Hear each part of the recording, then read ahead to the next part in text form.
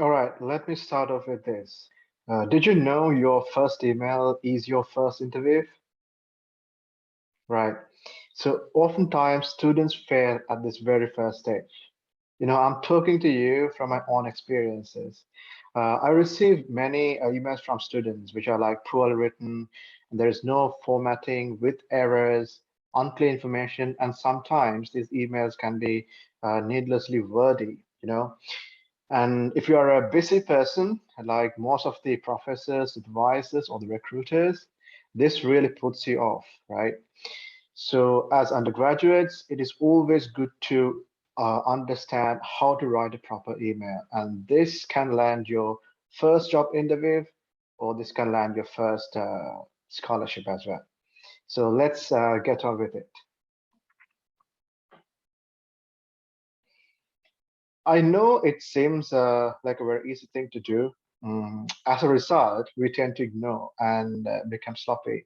So today I'm going to take you through these things, importance of emails, headers, greetings, opening statement, purpose, closing remarks, ending, and then finally, let's talk about how to attach links and attachments into your emails.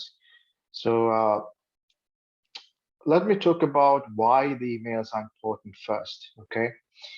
Uh, and emails have become the official mode of communication at this day and age, right?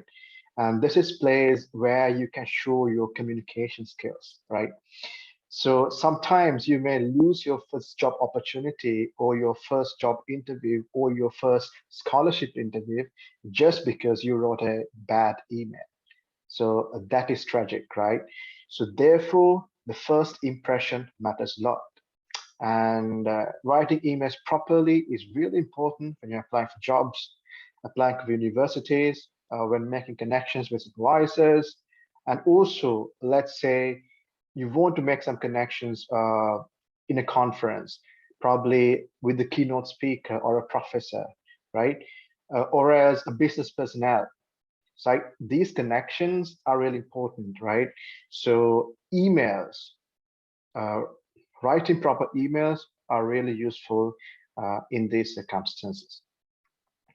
So your email can tell a lot about yourself, right? For example, I can understand the personality of the person who is writing this email, right? Whether he's an organized person, whether he's a thoughtful person, or whether he's a careless person, right? And the education background, and then whether the student is ambitious, right? So if he has done a good background study, let's say of a supervisor, whether he has like quote some of the papers that the supervisor has published, right? So that can tell whether you are a dedicated student and whether you are really interested in getting this role or getting this scholarship, right? So therefore, this is very important. So the response to your email depends on the structure of your email, right? So if you have a very poor structure in your email and if there is no structure at all, the chances of getting a response from the supervisor or maybe even from the recruiter are pretty low. Okay, but if you had a very good email with a good structure, the chances of receiving a response is very high, right? So therefore, it is very important to have a good structure. Writing proper emails can literally change your life, right? As I told you at the very beginning, so you can land your first job interview or you can land your first scholarship through your emails, right? So make sure to practice these from your next email onwards, okay? So these are the important bits in the structure of an email: header, greetings, opening statement, the purpose or the context, then the closing remarks, and finally the ending. So we will talk about the attachments and links as well. All right, let's talk about the header first, right? So obviously, I'm sure you have seen this in your emails. You have these different sections on the header, right? So from it says that it is your email, the sender, right? So make sure to create a professional email ID, right? That is very important when dealing with job applications or when applying for universities, right? So don't have those. random email IDs with random names. And two, this is where you copy the email address of the receiver. And then you have this CC. So CC stands for carbon copy, which means a copy of your email will be sent to this person. And this is very important. For example, let's say when you want to send an important email to a colleague in your research group, and you want to convey to your supervisor that you send this important message to this colleague in the research group. And there you can CC your supervisor to convey that you have sent this message. You have passed on this message to your colleague, right? And this happens even in your companies, right? Whenever you want to send an important email regarding, let's say, a specific project, then you can CC your immediate senior to show them that you have done the job. But make sure to mention in the closing remarks that you have CC'd someone in the email, right? It is always a good practice. For example, you can mention, I have CC'd A, B, and C in this email. I have CC'd A, B, and C in this email to get their opinion and things like that. So that's a good practice. Then you have BCC, which stands for blind carbon copy. So what happens here is that this person will receive a copy of your email, but the received party will not see the recipient, right? So if you list an email ID under BCC, none of the receivers will see them as BCC'd, okay? So it is different from CC, because in CC, we can see other receivers on the email, right? And then subject. So this is very important. And I have received emails from students without subjects. And then it is really difficult for me to understand whether this is an important email or not, right? Because when you go through the list of emails that you receive per day, so I may get around 10 to 20 emails, you need to prioritize, right? So the topic or the subject is very important. So this should not be too long, okay? And it should be concise. So for example, you can mention if you want to get some information, right? Requesting information as the subject, or requesting an interview if you want to get an interview from a company. Or if you need some assistance, you can mention as requesting assistance as the subject, right? And yeah, you can use other terms that have other phrases that I have mentioned here as the subjects as well. So depending on the requirement.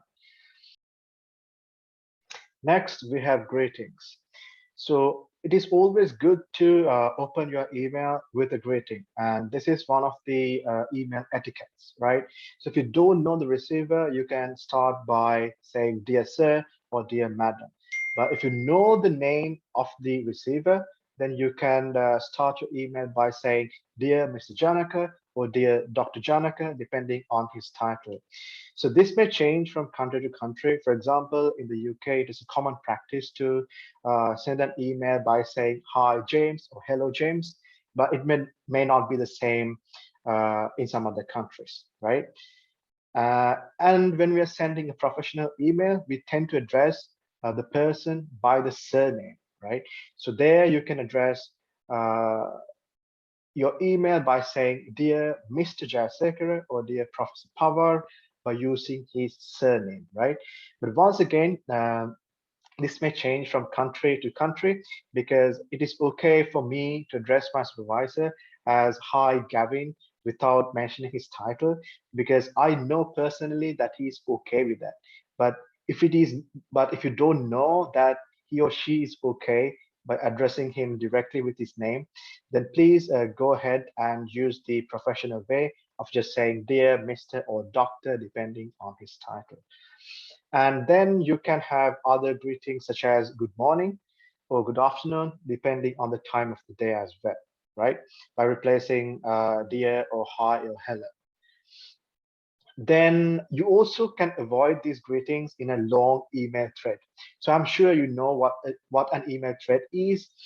That is where we tend to talk about some subject under a specific topic, right? So you may tend to send 10 to 20 emails among your colleagues, and then you can avoid these greetings, for example, after like 2 or 3 emails, right? So this is very common, and the other party will reply you in the same manner without having a greeting, and that is okay, right? But if you are sending an email for the first time, it is always good to start with a greeting, okay? Then we have the opening statement. So this is not compulsory, but it can be useful at certain times because it can add a personal touch, I would say. But don't send emails like text messages, right? So this is one of the common mistakes among students, right? So we are used to send text messages often, and sometimes we might even send an email in this manner. But please avoid this mistake, okay? And when composing an email for someone, let's say, who has been in contact with you already, let's say at a conference or maybe at a specific networking event. You can address them in your email in the opening statement by saying, I hope you are doing well. I hope you are staying safe, especially during this time, right? Because since everyone is going through a difficult time, and it is nice to address start your email with an opening statement like, I hope you are staying safe and well. And this is also useful when replying to an email, right? If you receive a reply to one of your emails, you can say, thank you for your reply, and thank you for taking your time to go through my email, and thank you for getting in touch, and things like that. Also, let's say if you forgot to reply to one of your emails on the same day, then you can say, I'm sorry, I could not reply to this email sooner. I'm sorry, I have overlooked this email. Or if you were sick and that was the reason why you could not like send a response immediately, then you can say, I'm sorry, I was under the weather. That is a common phrase that we use when you are sick. Then we can talk about the context or the main body of your email, right? So this is very important. And if you are writing an email for the first time as a student, you can take this approach. So you can write a bit of your background here. For example, you can start like, I am an undergraduate or a postgraduate at this university. I'm studying in this department, right? So you are giving some of your background, and that is a good practice.